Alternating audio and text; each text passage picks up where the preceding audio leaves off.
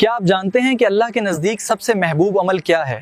یہ وہ عمل ہے جس میں خلوص نیت ہو اور جو کسی کی مدد کے لیے کیا جائے۔ جعفر الصادق فرماتے ہیں کہ انسان کی اصل قوت اس کے صبر میں ہے، کیونکہ صبر ہی مشکل وقت میں راستہ دکھاتا ہے اور دل کو سکون بخشتا ہے۔ اللہ کے نزدیک سب سے زیادہ محبوب عمل نماز ہے، اور یہ تمام انبیاء کی آخری وصیت ہے۔ سوچئے، ہر نبی نے اپنی امت کو رخصت ہوتے وقت جس چیز کی سب سے زیادہ تاکید کی وہ نماز تھی، کیونکہ نماز عبادت نہیں۔ امام جعفر صادق علیہ السلام کا ایک اور فرمان ہے کہ انسان کو اپنی زبان کی حفاظت کرنی چاہیے، کیونکہ یہ چھوٹی سی چیز بڑے بڑے مسائل کا باعث بن سکتی ہے۔ دین کا ستون ہے، اگر قبول ہو جائے تو باقی اعمال بھی قبول ہوتے ہیں، اور اگر رد ہو جائے تو باقی اعمال بھی رد ہو جاتے ہیں۔ الفاظ ہمیں یہ سمجھاتے ہیں کہ نماز ہماری زندگی کی بنیاد ہے۔